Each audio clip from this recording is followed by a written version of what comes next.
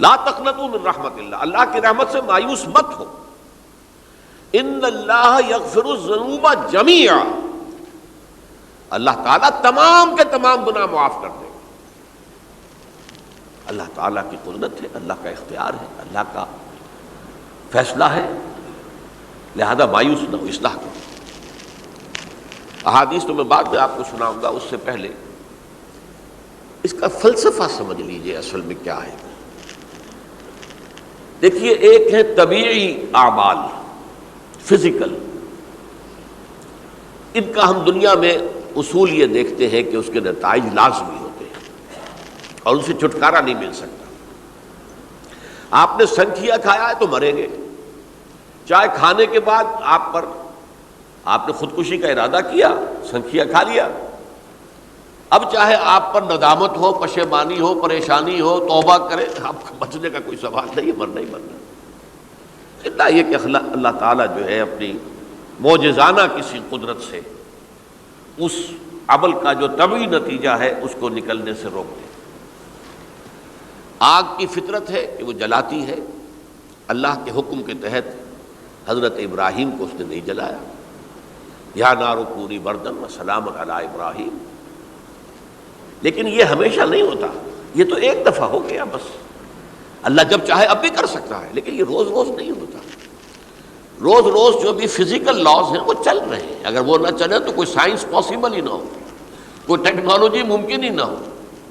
یہ تو ان physical chemical laws جو ہیں ان کا دوام ہے کہ جس کی وجہ سے یہ ساری سائنس اور ٹیکنالوجی اب کہاں سے کہاں پہنچ رہی ہے کہ عروج آدم خاکی سے انجم سہمے جاتے ہیں کہ یہ ٹوٹا ہوا تارا کہیں مہی کا عمل نہ بن جائے.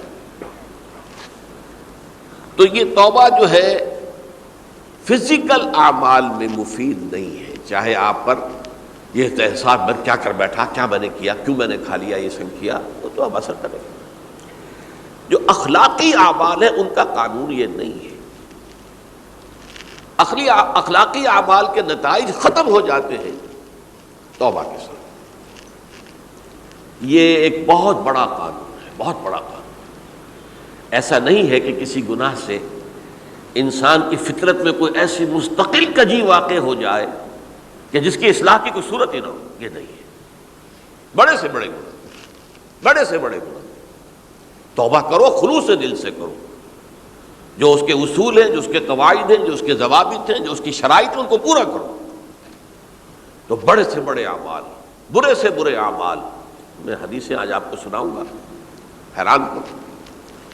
کیونکہ عام طور پر یہی ہوتا ہے کہ مواعظ میں چونکہ لوگوں کو اصلاح کی ترغیب دلانی ہوتی ہے تو وہ جو انذار کا پہلو ہے اسے زیادہ نمایاں کیا جاتا ہے. اللہ کی طرف سے شدید ذو انتقام، اللہ انتقام لینے والا ہے، اللہ سزا دینے والا ہے. لیکن یہ دوسرا پہلو جو ہے وہ بھی اپنی جگہ پر بہت اہمیت کا حامل ہے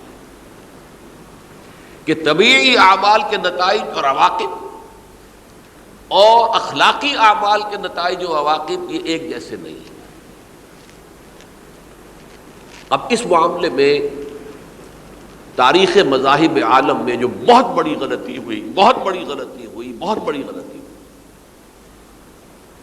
تورات میں حضرت آدم اور حوا علیہ السلام سے جو غلطی اور خطا ہو گئی تھی، آپ اندازہ کیجئے کیا مقام اللہ نے عطا کیا تھا.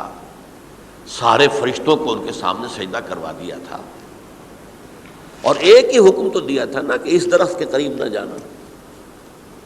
اور تو ابھی کوئی شریعت نہیں تھی، کوئی لمبے چوڑے احکام نہیں تھے. کھاؤ جہاں سے چاہو، اس ایک درخت کے پیچھے پاس نہ جانا. وَلَا تَقْرَبَا هَٰذِهِ الشَّجَرَةَ فَتَكُونَا مِنَ الظَّالِمِينَ. اور وہی کام کر بیٹھے حضرت آدم اور حضرت حوا علیہ السلام. کتنا بڑا گناہ، کتنا بڑا گناہ، کتنا بڑا گناہ. لیکن قرآن نے وضاحت کر دی کہ آدم نے توبہ کی، اللہ نے معاف کر دیا. اللہ تعالیٰ سے کلمات سیکھے. ندامت دل میں پیدا ہو گئی حضرت آدم کو، لیکن الفاظ نہیں تھے. کن الفاظ میں اللہ سے معافی مانگوں، مجھ سے خطا ہو گئی، بہت بڑی غلطی ہو گئی. وہ الفاظ بھی اللہ نے سکھائے. فَتَلَقَّىٰ آدَمُ مِن رَبِّهِ كَلِمَاتٍ